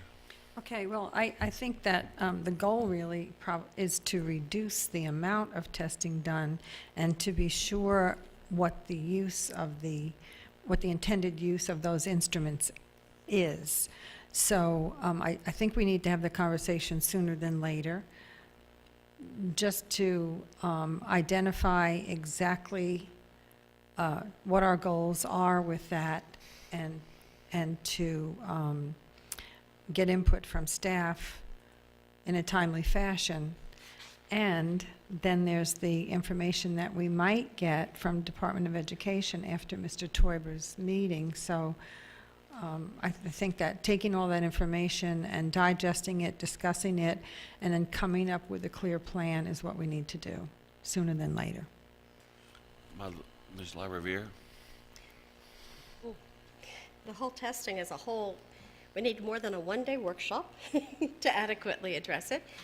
But our goal is, we're not supposed to be the experts on it, that we want to increase our knowledge base. We want to have a clear understanding, but we also need to make sure there's clear communication between us and the superintendent with regard to what will happen as far as any district-required assessments, or where we would go from there as far as providing assessments that teachers could have access to outside of their own teacher-made assessments. So, The reason why I brought it up was, when this board came into existence in November, we said we're going to go the route, we're going to allow the state to fix it. Everybody said we had a problem. We agreed there was a problem. We said we need to fix high-stakes testing. And there was two issues. There was high-stakes testing, and there was the amount of testing that to be done. I think we've done a valiant effort as far as trying to reduce the number of testing and how many tests we give. I still don't think the issue has been addressed at all, except for the do we count it, do we not, of high stakes testing. But high stakes testing in Florida is still there, hasn't changed. The state legislature has made it unequivocally clear that they intend to continue with high stakes testing. And with the standards that they've imposed, the Florida Sunshine State standards.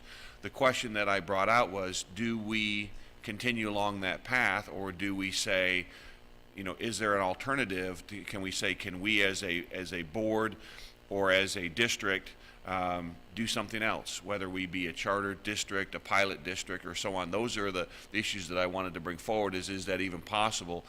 Dr. Graham fielded those questions when I first brought them up, and had her staff do an extensive work, and she sent the memo to us to give us that information. I feel it's prudent to take that information and perhaps do a workshop to kind of, again, does this dog hunt? Do we go anywhere? But I think now may not, I think we have to get through the hurdle of today of this existing EOC first. But shortly on its heels, I think we should have this meeting. So I don't purport to do it in June, but I say in July or before the summer's over. I would recommend that we have at least a board meeting, board workshop that this group gets together and says where we want to go with it. So that's my recommendation, but it's for myself. Does that provide you any guidance at all, Ms. Morgan? Well, Mrs. Dozier has said she wants to do it in June, and you're saying perhaps July, the last week in July when we have our next meeting. What I'm hearing is, I think the board needs to have a general understanding of what testing is being done, to what purpose, whether we have exercised every opportunity to minimize testing, and then once we understand what we are doing as a district, we may want to meet again to talk about whether or not we want to take any steps based on that understanding. Is that a fair? Okay. Mrs. Dozier, are you okay with the week of July 28th, or would you still feel strongly about it? Because in June, you remember from our protocol meeting, we were...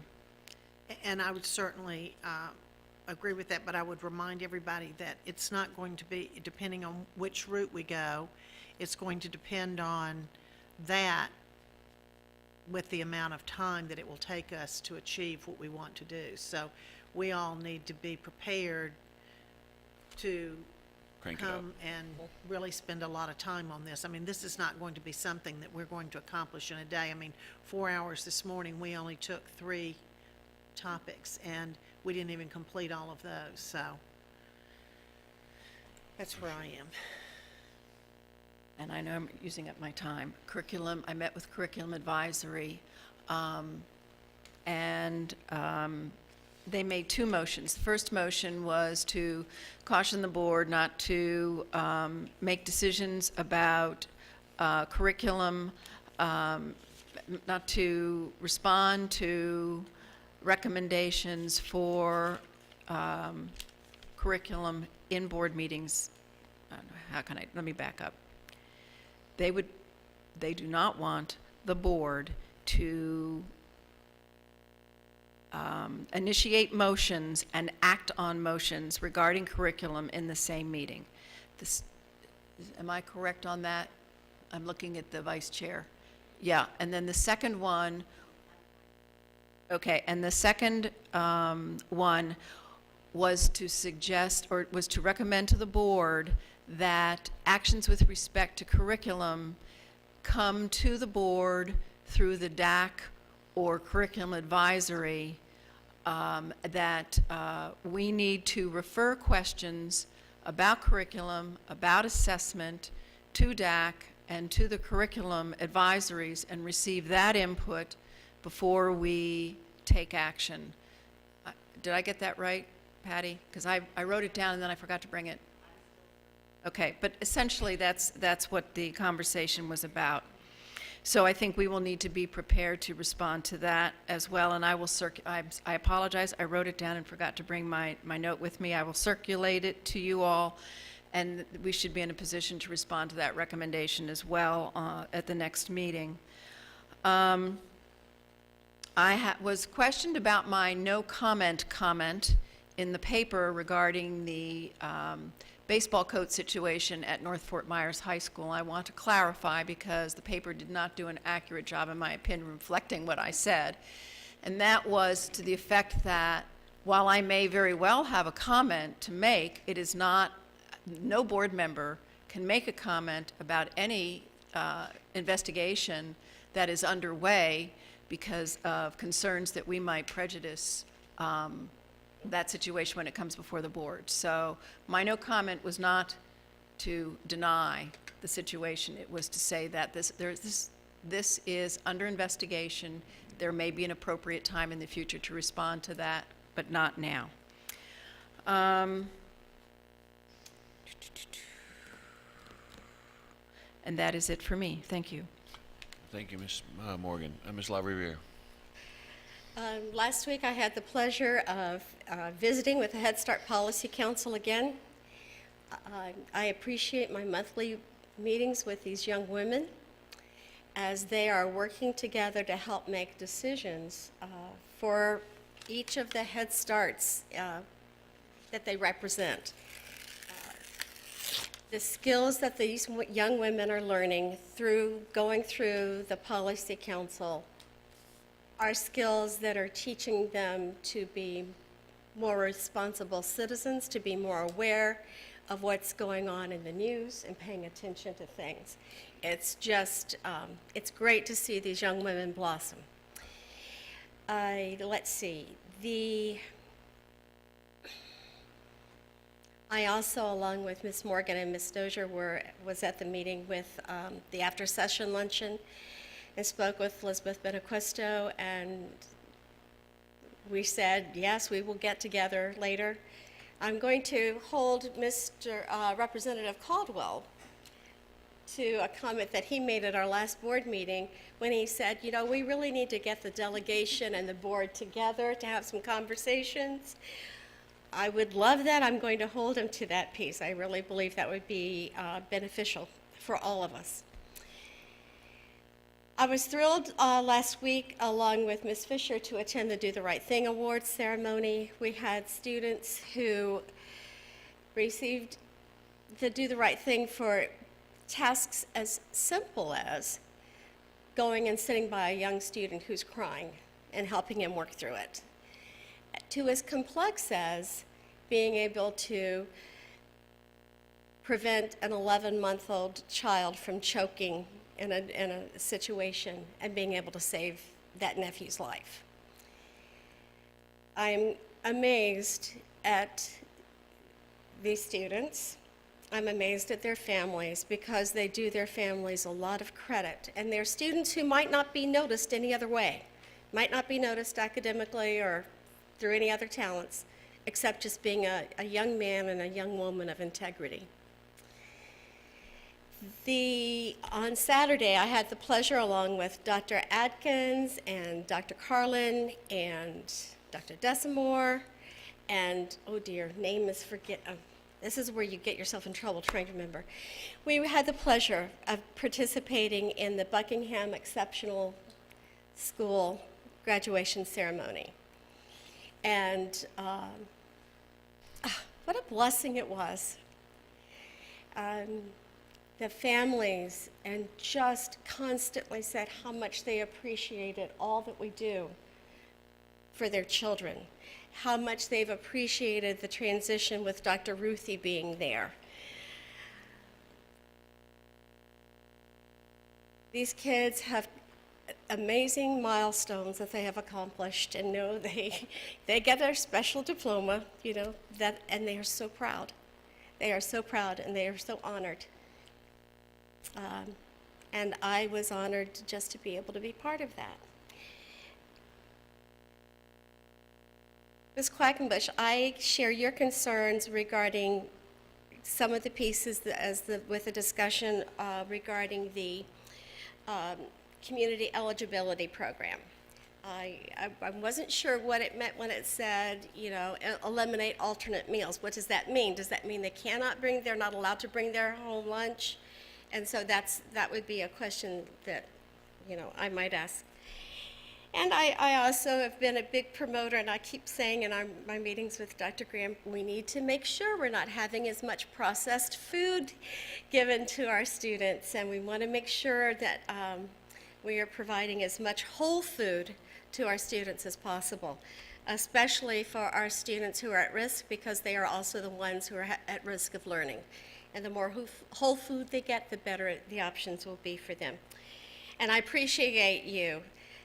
Sonny, I can't pronounce your last name, just like I'm sure you can't pronounce my last name correctly, but I appreciate you and everything that you do in trying to lead food services and listening to all of us with our ideas. And that's it. Thank you, Ms. LaRiviere. My DAC committee issues that I have are quite lengthy, so I'm going to put it in a memo and send it to you for lack of time. I want to thank the Foundation for the Take Stock in Children scholarships that they gave. Most of us attended the celebration. It's just a great thing and an opportunity for some of our children, our students, to go on to education with their full paid scholarships, and I want to thank them for that. I want to thank Ms. Morgan for the excellent coordinated meeting today, and for Ms. Dozier and Ms. LaRiviere for the work they put forward and what we did. I think we got a lot accomplished. With that said, I'm now going to go to Mr. Martin for his comments. Yes.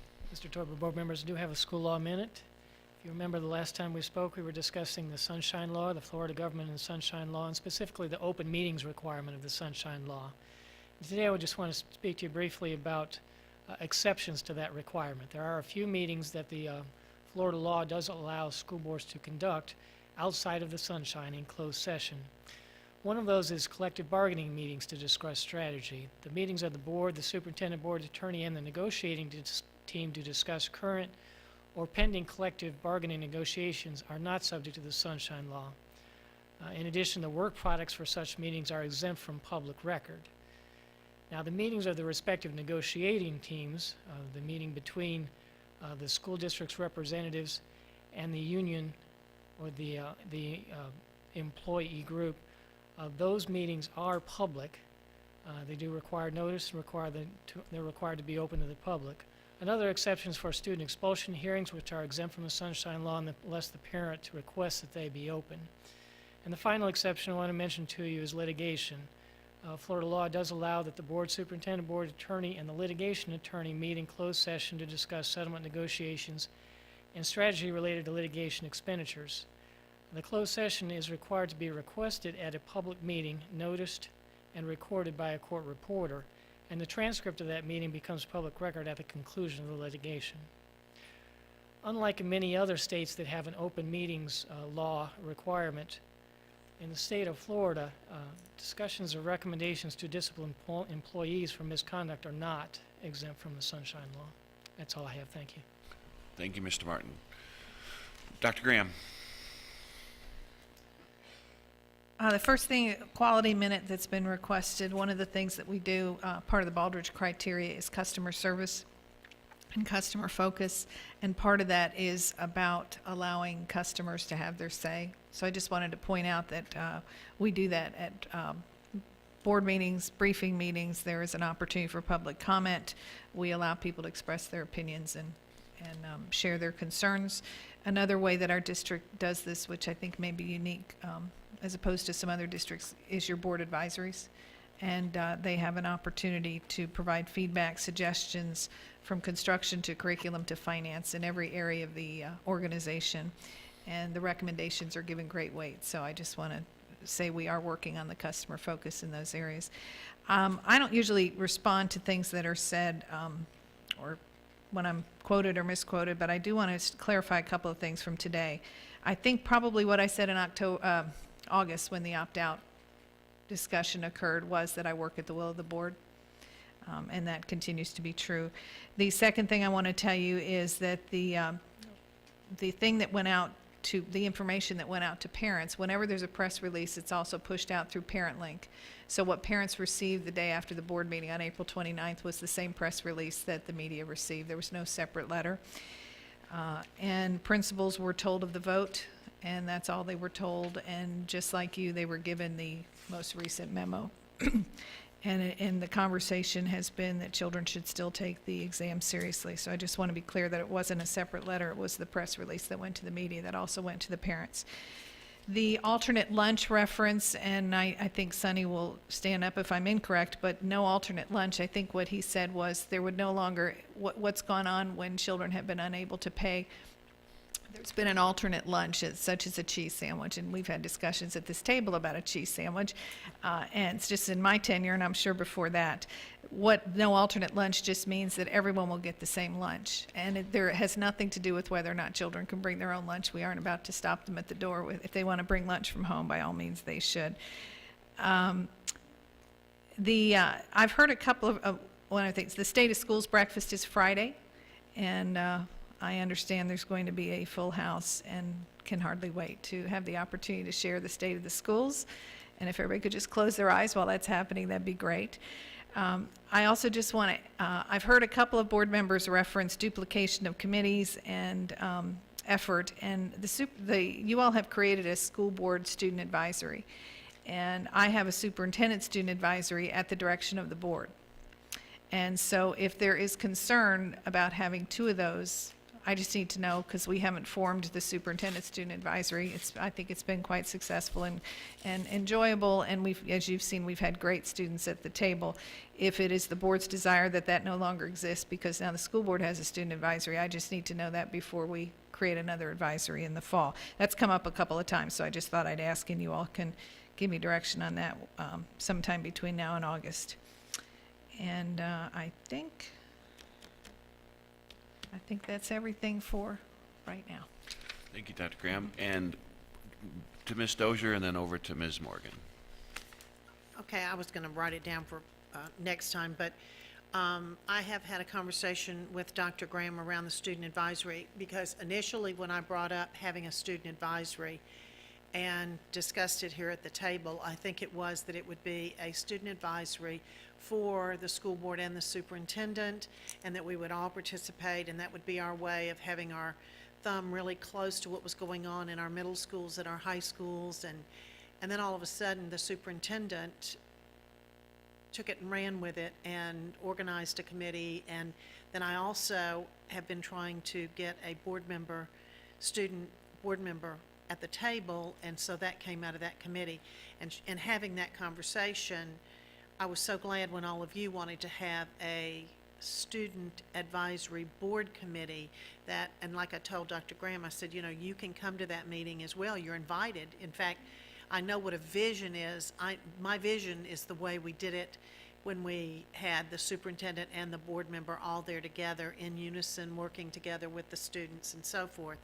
And I do think that we don't need to have, I don't think we need to have duplicates of committees, and I use the example of ESE. We used to have an ESE board advisory committee, and that was also taken up by the superintendent several years ago, and I know that there are some parents that say, why don't you have a board advisory ESE committee? So, that was the conversation that Dr. Graham and I had around that, and as I told her, I said, I would like to see one of our students sitting up here at the board, because this is the board table, school board table, and I would like for our students to have the opportunity, just like, I said, Tiana, who is our secretary, our secretaries laugh every time she sends in the minutes and say things like, oh, she's going to get our job, because she is the most efficient, organized young lady, and when you look at her signature line, it's president of this, president of this, president of this, and talk about that young lady is so mature for her age, and I would like to see her sitting up here. Thank you, Ms. Dozier. Ms. Morgan. Board members, I just want to remind you that our next meeting will be our last opportunity to have a conversation about the superintendent's contract. So I would like to know whether or not you wish to have an agenda item with respect to the contract. Board members? Ms. Fisher? Yes. Ms. La Riviera? No. I don't see, I don't have anything pressing that I want. It's, Ms. Dozier? Are you talking about and the evaluation? No, I'm not talking about the evaluation.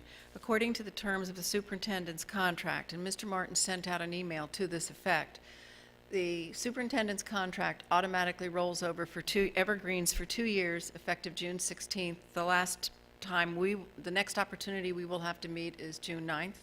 The question is, does the board wish to have a conversation before that meeting? Ms. Dozier? And I would say yes, and the reason is because I know what the last evaluation was, and I think that this is the time when we will be doing evaluation as well, and if we could get our evaluations done and bring those to the table, I think that's important. I have asked Ms. Johnson to send out the forms to all of the board members with a due back date, so she will have an opportunity to compile it and make it available to us before the 9th. You're okay? Yep, that's fine. All right. You so direct? Is that Mr. all- Martin? I'm sorry, Ms. Morgan, did you want to, you mentioned before the possibility of including an agenda item. Yes, that's right, I did. Board members, do we wish to have Mr. Martin prepare an agenda item with respect to renewing the superintendent's contract? Ms. Dozier? Well, I think we have to have that discussion around the evaluation before we can have him prepare a recommendation. But here's the problem. The recommendation has to be made on June 9th. So we're talking about having a special meeting regarding Mr. Martin. Understand, my recommendation would not be to take a certain action, but just to advise you of the terms of the contract and, Right. and recommend that you consider whether or not you wish to take action on that issue. Correct. And then that way, it's placed on the agenda. Right.